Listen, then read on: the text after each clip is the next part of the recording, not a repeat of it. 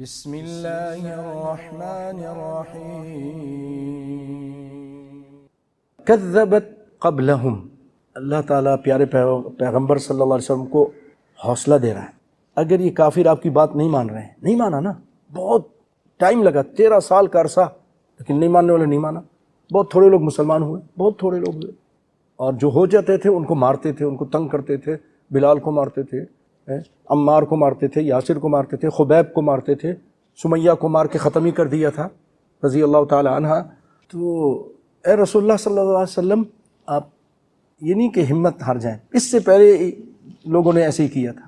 کذبت قبلہم، اس سے پہلے بھی جھٹلایا تھا، یعنی مکہ والوں سے پہلے بھی جھٹلایا تھا۔ کذبت قوم نوح، نوح علیہ السلام کی قوم نے جھٹلایا تھا نا، نوح علیہ السلام کی باتوں کو نہیں مانا، ان کے اپنے سگے بیٹے نے نہیں مانا، ایک بیٹے نے۔ وہ اصحاب الرس و ثمود، اصحاب رس، رس کے معنی میں مفسرین کے درمیان بڑا اختلاف ہے کہ یہ کون لوگ تھے۔ رس کے معنی ایسے بنتے ہیں کنواں، لیکن اس کے تعین میں کہ کون قوم تھی وہ کنویں والی، تو امام ابن جریر طبری نے اس بات کو ترجیح دی ہے کہ اس سے مراد اصحاب اخدود ہیں۔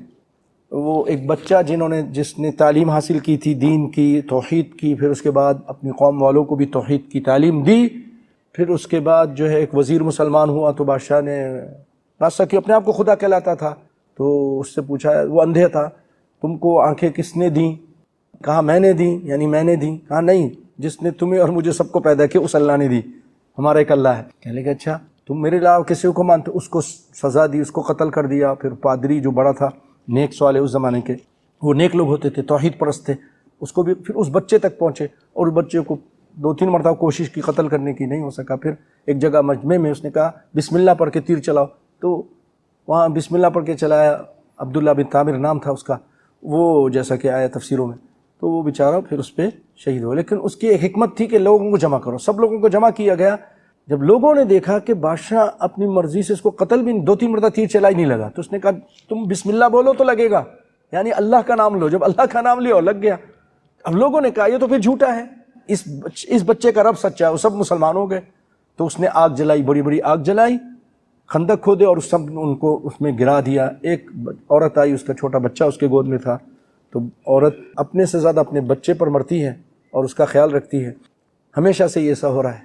اللہ اکبر، یہ عورتوں کی عظمت ہے، ماں کی عظمت ہے۔ اللہ تعالیٰ سب کی مائیں جن کی زندہ ہیں، اللہ تعالیٰ ان کو برکت عطا فرمائے، جن کی فوت ہو گئی رب العالمین ان کو کروٹ کروٹ چین اور سکون نصیب فرمائے، اور والدین کو بھی جو باپ ہیں انہوں نے بڑی تکلیفیں اٹھائی ہیں، ان کو بھی اللہ تعالیٰ جنت میں اعلیٰ مقام عطا فرمائے، آمین یا رب العالمین۔ تو بھائیو، وہ ماں تھوڑی گھبرائی، تذبذب کا شکار ہوئی، تو اس بچے نے کہا ماں کچھ اس طرح کی باتیں کہیں کہ اس میں ڈرنا نہیں، یہی تو حق ہے، اور اس راہ حق میں مر جانا بھی بہت بڑی۔ بہرحال تو جب اس نے بات کی تو ماں نے پرواہ نہیں کی، پھر چھلانگ لگا دی۔ تو یہ اصحاب اخدود سورہ بروج میں اس کا ذکر ہے۔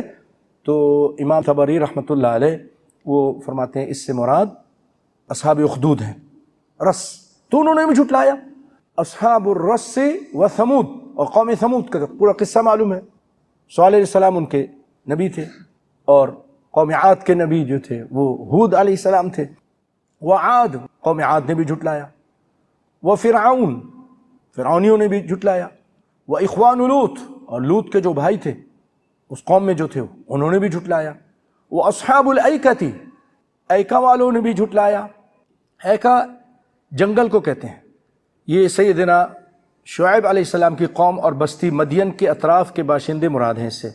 اور کہا جاتا ہے کہ ایکا کے معنی گھنا درخت، اور ایسا درخت مدین کے نواحی آبادی میں تھا جس کی پوجا پاٹ کی جاتی تھی۔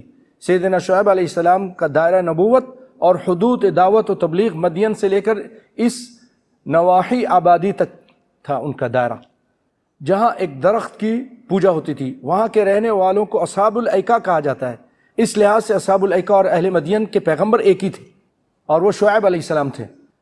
ایکا چونکہ قوم نہیں بلکہ درخت تھا، اس لیے کذب اصحاب الایکۃ۔ اس سے پہلے اللہ تعالیٰ نے جتنے بھی نبیوں کا ذکر کیا، کذب قوم لوط المرسلین اذ قال لهم اخوہم، انہوں نے اپنے بھائیوں سے کہا، سب کے ساتھ بھائی کا ذکر آیا، لیکن یہاں نہیں ذکر آیا۔ کیوں؟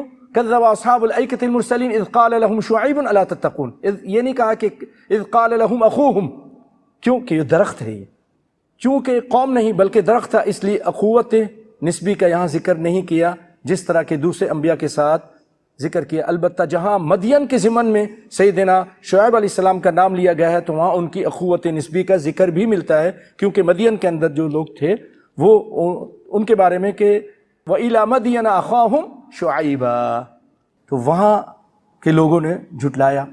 وَقَوْمُ تُبَّعْ، اور تبع کی قوم، یعنی ایک بادشاہ کا لقب تبع تھا۔ تبع سے مراد قوم سبا ہے، یمن کے رہنے والے سبا، اور حمیر قبیلہ تھا یہ اپنے بادشاہ کو تبع کہا کرتے تھے، جیسے روم کے بادشاہ کو قیصر، فارس کے بادشاہ کو کسریٰ، اور مصر کے حکمران کو فرعون، اور حبشہ کے فرما رواں کو نجاشی کہا جاتا تھا۔ اہل تاریخ کے اتفاق ہے کہ تبابعہ میں سے بعض تبع کو بڑا عروج حاصل ہوا، اپنے وقت کی عظیم ترین قوم تھی جو طاقت، قوت، شوکت، حشمت اور فراغت اور خوشحالی میں ممتاز تھی، لیکن جب اس قوم نے بھی پیغمبروں کی تکذیب کی تو انہیں تہس نہس کر کے رکھ دیا گیا۔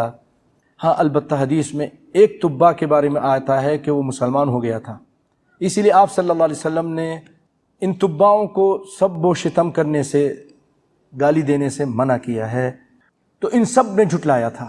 کلن، پھر اللہ تعالیٰ آگے فرمایا کلن، یہ اسلوب ہے اللہ رب العالمین کا، ان لوگوں کا نام لینے کے بعد پھر کہا تاکید کے لیے کلن کذب الرسل، ان سب نے رسولوں کو جھٹلایا۔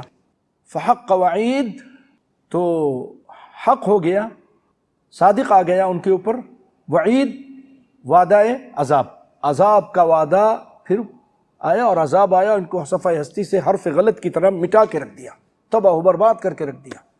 آج تک ان کے گھر ہیں کئی لوگوں کے، ان میں سے کچھ کے، سمود کے، آج بھی لوگ جاتے ہیں مدین میں، جا کے دیکھتے ہیں پہاڑوں میں گھر بنایا ہوا ہے، لیکن مکان ہے مکین نہیں ہے۔ اچھا یہاں ایک چیز اور غور کیجئے بھائیو، کذبت قبلہم قوم نوح، قوم نوح نے جھٹلایا، نوح علیہ السلام جو ان کے نبی تھے ان کو جھٹلایا نا، لیکن آگے اللہ تعالیٰ کیا کہہ رہے ہیں، کلن کذب الرسل، رسل تو جمع ہے، انہوں نے سارے رسولوں کو جھٹلایا۔ وہ اس زمانے میں ایک ہی نبی تھے، انہوں نے ایک نبی کو جھٹلایا، اور آپ کہہ رہے ہیں انہوں نے سارے نبی کو جھٹلایا، جتنے بھی اس دنیا میں نبی آئے ہیں ان سب کو جھٹلایا، یہ کیسے ہو گیا؟ بھائیو اللہ نے بالکل صحیح کہا ہے، کیونکہ نبیوں کی جو دعوت تھی، سارے نبیوں کی دعوت ایک ہی تھی، وما ارسلنا من قبلک من رسول الا نوحی الیہ انہ لا الہ الا انا فاعبدون، ہم نے آپ سے پہلے جتنے رسول بھیجے ہیں ان کو یہ وحی کی، انہ لا الہ الا، کہ اللہ کے علاوہ کوئی الہ، کوئی معبود برحق نہیں، الہ برحق نہیں، الا انا، میں ہی ہوں۔ سب کی دعوت یہ تھی، وَلَقَدْ بَعَثْنَا فِي كُلِّ أُمَّةٍ رَسُولًا أَنِ اعْبُدُوا اللَّهَ وَاجْتَنِبُوا الطَّاغُوتَ، ہر بستی میں ہم نے ایک رسول بھیجا جس کی دعوت کیا تھی، لوگوں کو جا کے پیغام دیتے تھے، أَنِ اعْبُدُوا اللَّهَ وَاجْتَنِبُوا الطَّاغُوتَ، اللہ کی پوجا کرو، طاغوت سے دور رہو۔ تو جس نے ایک نبی کی دعوت کو جھٹلایا، اس نے ایک نبی کے نہیں سارے نبیوں کی دعوت تو ایک ہی تھی نا، سب کو جھٹلایا۔ آپ صلی اللہ علیہ وسلم فرمایا ہم جو نبی ہیں یہ اللتی بھائی ہیں، ایک ہوتا ہے عینی جن کے ماں اور باپ دونوں ایک ہوں، میراث میں یہ چیزیں پڑھائی جاتی ہیں، اور ایک ہوتے ہیں اللاتی جن کے باپ ایک ہوں ماں مختلف ہوں۔ تو ہمارا اصل دین ایک ہے، ہمارے زمانے مختلف ہیں۔